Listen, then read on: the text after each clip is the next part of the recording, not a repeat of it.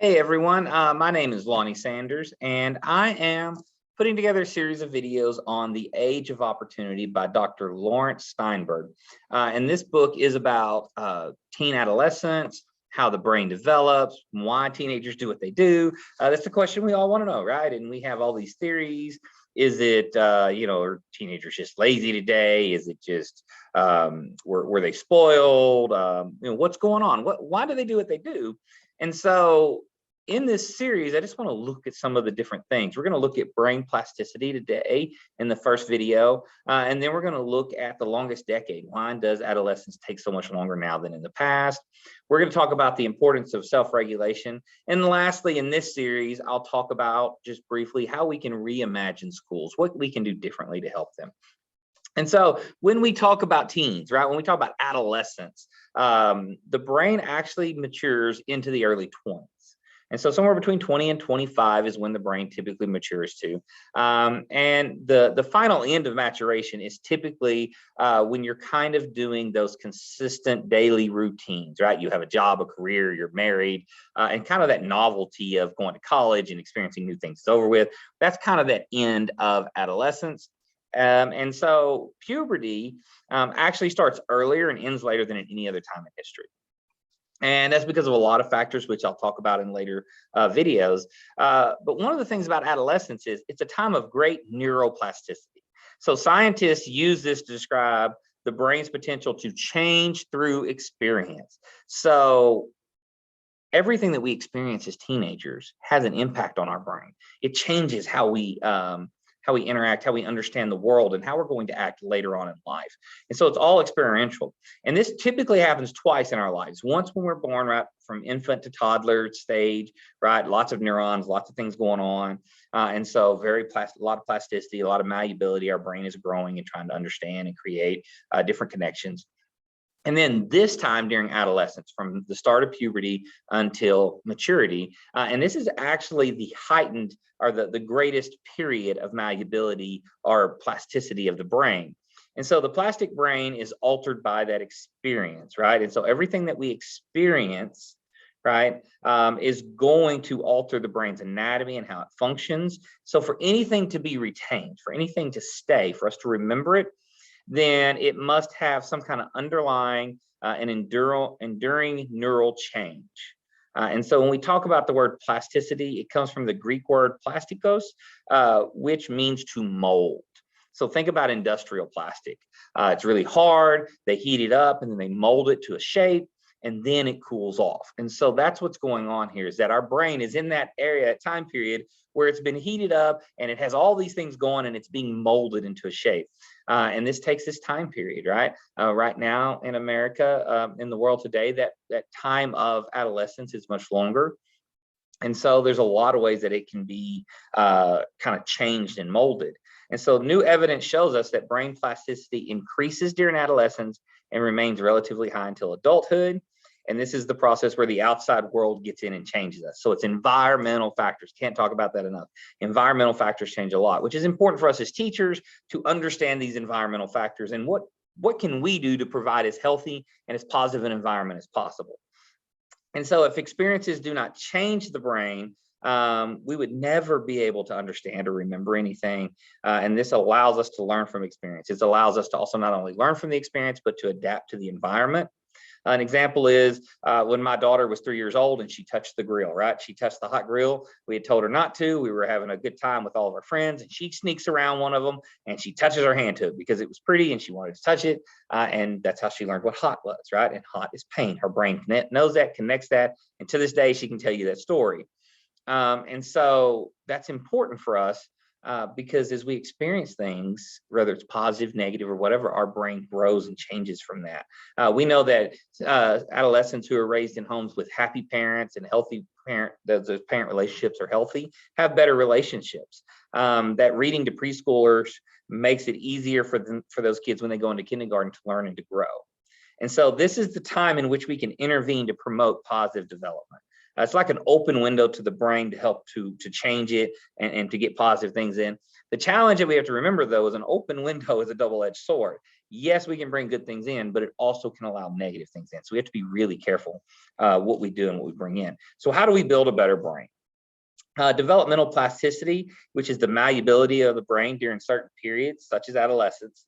And this is where the brain's anatomy actually changes and it becomes more efficient, right? Instead of wiring your house with one switch that turns everything on and off, which isn't very efficient, would be very expensive, right? It would be a pain because everything's on or everything's off.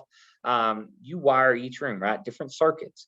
Well, our brain creates connections and it tries to make those connections as efficient as possible to just be successful in life.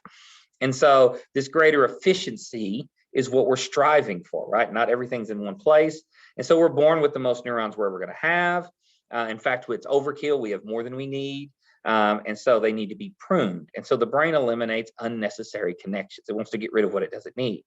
And so the regions of the brain that actually control higher level cognitive functions like complicated decision making or logical reasoning, planning, self-regulation, these don't mature really until early or even mid-20s because the more complex abilities are malleable, variations in experience more strongly shape their final form than anything else. In other words, this ability to have these more difficult decision makings, to have self-regulation, to do these things, is actually what we would call experience dependent. So it's dependent upon the environment. The better the environment, the more positive impact. The more negative the environment, the more disastrous it is.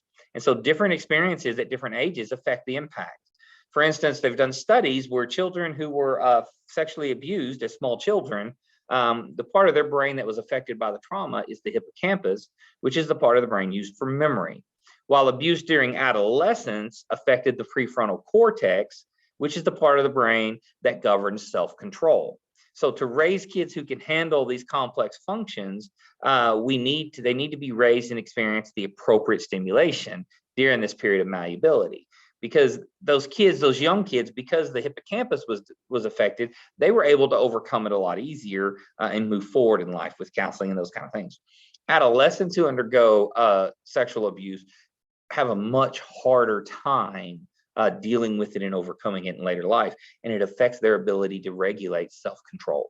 This is why those that have been sexually abused act out in more ways, make more impulsive decisions and poor decisions, because that part of the brain has been altered through a negative experience. And so it has a long-lasting effect. The more you exercise part of the brains, right, the stronger it becomes. The neurons actually multiply as a result, and those connections become stronger. They did a study with London taxi drivers, and they did MRIs on them and found that those who were able to pass the test and know all the different streets, that part of their brain with like direction and geography was really strong, but it actually helped other parts of the brain as well. And so this is important. So this is what we call synaptic pruning. And the brain basically uses that plasticity and strengthens what it needs and eliminates what it doesn't. Or in other words, a better way to say that is that the brain strengthens the things that you put into it and you practice, and it gets rid of the things that you don't. So if what's being put in is negative, those things will be strengthened. And so you'd have bad choices and struggles in decision making and complex decisions. Or if what's being put in is positive, those traits are going to be stronger. And so it's really important that we focus on positive growth, right? And repetition stimulates this growth. So how do we do this? We find that zone of proximal development, which basically means it's a place where a child or adolescent's brain growth is most likely to occur. And so when we understand this, we use things like scaffolding to strengthen these skills. It takes about 10,000 hours to become an expert, and it must be deliberate practice that is set up to progressively challenge the brain, right? It can't be the same thing every day. And so repeating this activity and making it more demanding actually strengthens this and makes you better. That's the same thing in school. That's why we scaffold from kindergarten through high school. We should scaffold and continue to build layers so that it's a little more demanding. And so a couple of things to keep in mind. One thing, it's something that's really, really important is stress. The adult brain handles stress much better than the adolescent brain. And I think about it, for me, a simple way to think about this is a bridge. If you have a bridge that's only partially constructed and you drive a car across it, it's more likely to fall because there's less stuff, less of the foundation and the structure to hold the stress of the car.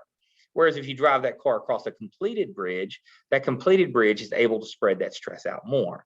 For adolescents, because of the development and this plasticity, the stress has a much more strained effect on the brain.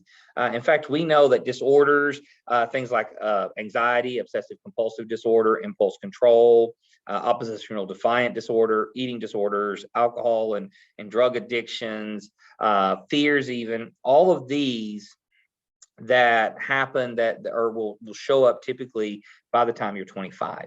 If you have not developed these disorders by the time you're 25, it's very unlikely you ever will. And so this is an interesting thing. This shows us how important adolescence is, that it can be a time in which it's very positive and great things come from it, or very negative. So adolescence is where we acquire the last set of skills and capabilities that we need to be able to function in real life, right? To gain skills to venture out on our own and be successful. And so this time of plasticity and malleability is a time in which we have to take advantage to pour as much positive and good in as we can to help them develop positive and great traits. And if we don't do that, it will have long-lasting effects on our students and other people. So it's very important to keep in mind. Once again, my name is Laurence Steinberg, and this has been from Dr. Steinberg's book on Age of Opportunity and Adolescence. If you have any questions or comments, please put them there. I'll get back with you. You guys have a great day, and thanks for tuning in.